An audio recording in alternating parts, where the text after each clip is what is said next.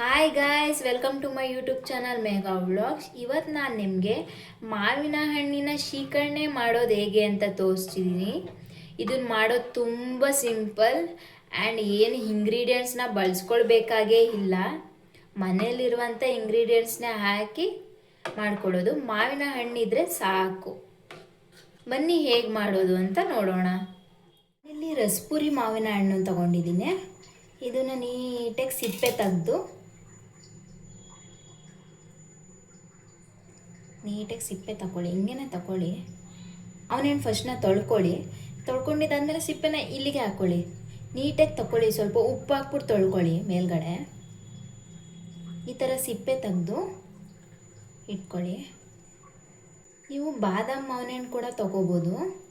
ನಾನಿಲ್ಲಿ ರಸಪುರಿ ಮಾವಿನ ಹಣ್ಣು ತೊಗೊಂಡಿದ್ದೀನಿ. ಯಾವ್ದು ಬೇಕಾದರೂ ತೊಗೊಳ್ಳಿ. ಈ ಥರ ನೀಟಾಗಿ ಸಿಪ್ಪೆ ತೆಗೆದು ಹಾಕ್ಕೊಳ್ಳಿ.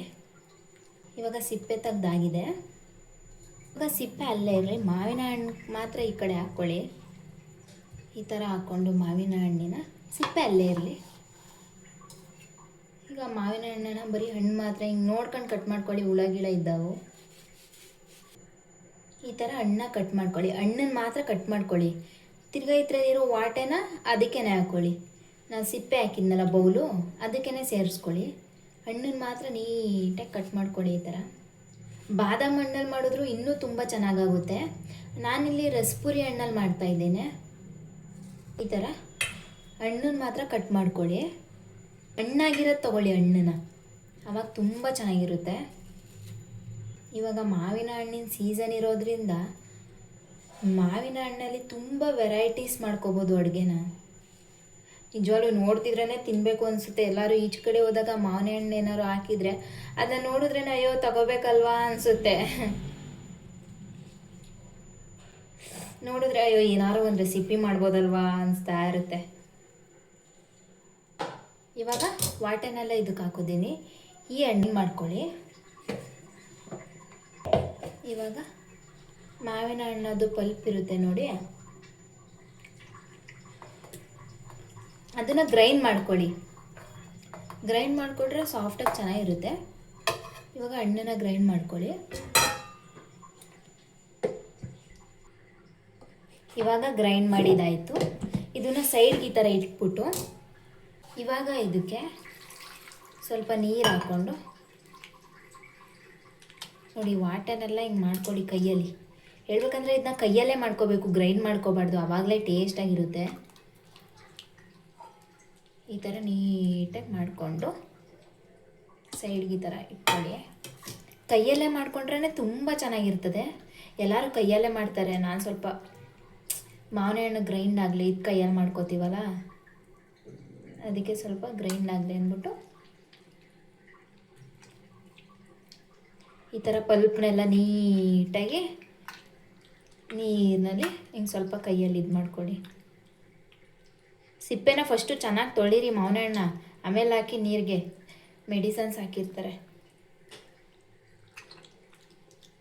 ಈಗ ಸಿಪ್ಪೆ ಎಲ್ಲ ಒಂದು ರೌಂಡ್ ಹಿಂಗೆ ಮಾಡಿದರೆ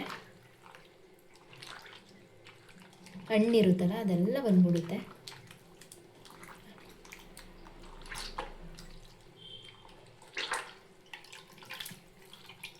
ಈಗ ಇಷ್ಟೇ ಸಾಕು. ಸಿಪ್ಪೆ ತೆಗ್ದ್ಬಿಡಿ, ಜಾಸ್ತಿ ಏನು ಮಾಡೋಕ್ಕೆ ಹೋಗ್ಬೇಡಿ. ನೋಡಿ ಎಷ್ಟು ಹಣ್ಣಿದೆ. ಇವಾಗ ಇದು ನೀರು ಹಿಂಗೆ ರೆಡಿ ಮಾಡ್ಕೊಂಡಿದ್ದೀನಿ ನೋಡಿ. ನಿಮ್ಗೆ ಇಷ್ಟ ಇದ್ದರೆ ಈ ಥರ ಮಾಡಿಕೊಳ್ಳಿ. ಕೆಲವರು ಕೈಯಲ್ಲಿ ಮಾಡಿದ್ರೆ ಇಷ್ಟಪಡಲ್ಲ, ಬೇಕಾದ್ರೆ ಅದೇ ಟೇಸ್ಟಾಗಿ ಆಗೋದು. ಇವಾಗ ಆ ಮಾವಿನ ಹಣ್ಣನ್ನ ಗ್ರೈಂಡ್ ಮಾಡ್ಕೊಂಡಿದ್ದೆ ನೋಡಿ, ಅದನ್ನ ಈಗ ಇದ್ರೊಳಗಡೆ ಹಾಕ್ಕೊಳ್ಳಿ. ಇವಾಗ ಇದನ್ನು ನೀಟಾಗಿ ಈ ಥರ ಮಿಕ್ಸ್ ಮಾಡ್ಕೊಳ್ಳಿ. ಇವಾಗ ಇದು ರೆಡಿಯಾಗಿದೆ. ಇದನ್ನ ಸೈಡಿಗೆ ಮಾಡಿಬಿಟ್ಟು ಮಾವಿನ ಹಣ್ಣು ರುಬ್ಕೊಂಡಿದ್ನಲ್ಲ ಆ ಜಾರಿಗೆ ಸ್ವಲ್ಪ ಕೊಬ್ಬರಿನ ಹಾಕ್ಕೊಳ್ಳಿ. ನೀವು ಕಾಯಬೇಕಾದ್ರೂ ಹಾಕ್ಕೋಬೋದು.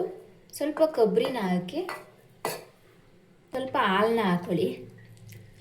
ಇದೇ ಟೇಸ್ಟ್ ಎಕ್ಸ್ಪೆಷಲಿ. ಶ್ರೀಖಂಡ ಎಲ್ಲ ಪೂರಿಗೆ ಚಪಾತಿಗೆ ತಿಂತೀವಲ್ವ, ಇದನ್ನು ಕುದ್ರೆ ಸ್ವಲ್ಪ ತುಂಬ ಚೆನ್ನಾಗಿರುತ್ತೆ. ಇವಾಗ ಇದ್ರ ಜೊತೆಗೆ ಫ್ಲೇವರ್ಗೆ ಏಲಕ್ಕಿನ ಹಾಕ್ಕೊಳ್ಳಿ. ಒಂದು ಏಲಕ್ಕಿ ಹಾಕ್ತಿದ್ದೀನಿ. ಇವಾಗ ಕೊಬ್ಬರಿ, ಹಾಲು ಮತ್ತು ಏಲಕ್ಕಿನ ಫುಲ್ ಇದನ್ನು ನೀಟಾಗಿ ಗ್ರೈಂಡ್ ಮಾಡ್ಕೊಳ್ಳಿ. ನೋಡಿ ಈ ಥರ ಗ್ರೈಂಡ್ ಮಾಡಿಕೊಂಡು ಇವಾಗ ಇದು ಪಲ್ಪ್ ರೆಡಿ ಮಾಡ್ಕೊಂಡಿದ್ನಲ್ಲ ಮಾವಿನ ಹಣ್ಣು, ಇವಾಗ ಇದಕ್ಕೆ ಈ ಗ್ರೈಂಡ್ ಮಾಡ್ಕೊಂಡಿದ್ನಲ್ಲ ಅದನ್ನು ಹಾಕ್ತಿದ್ದೀನಿ.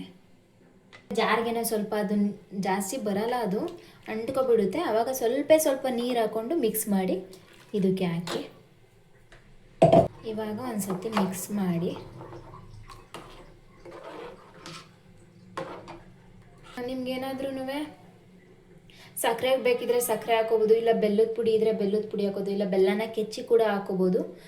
ಇಲ್ಲಾಂದರೆ ಇದೇ ಥರ ಇಲ್ಲಿ ಮಾವಿನ ಎಣ್ಣೆ ಸ್ವೀಟ್ ಇರುತ್ತೆ, ಸಾಕು ಸ್ವೀಟು ಅನ್ನೋರು ಇಷ್ಟೇ ಇರಲಿ, ಇಷ್ಟೇ ರೆಡಿಯಾಗುತ್ತೆ. ಮಾವಿನ ಎಣ್ಣೆ ಸ್ವೀಟ್ ಇದೆ ತುಂಬ, ಇದಕ್ಕೆ ಸ್ವೀಟ್ ಹಾಕೋದು ತಿರ್ಗಾ ಬೇಡ ಅಂತಂದರೆ ಇಷ್ಟೇ ಸಾಕು. ನಾನು ಸ್ವಲ್ಪ ನಮ್ಮನೇಲಿ ಸ್ವೀಟ್ ಇಷ್ಟಪಡೋದ್ರಿಂದ ಸ್ವಲ್ಪ ಇವಾಗ ಬೆಲ್ಲದ ಪುಡಿನ ಹಾಕೋತಿದ್ದೀನಿ.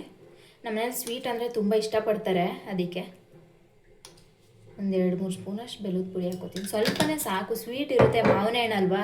ಇವಾಗ ಆಮೇಲೆ ಸೀಸನ್ ಅಲ್ವಾ ಮಾವಿನ ಹಣ್ಣು, ಅದಕ್ಕೆ ಮಾವಿನ ಹಣ್ಣು ಸ್ವೀಟೇ ಬರುತ್ತೆ.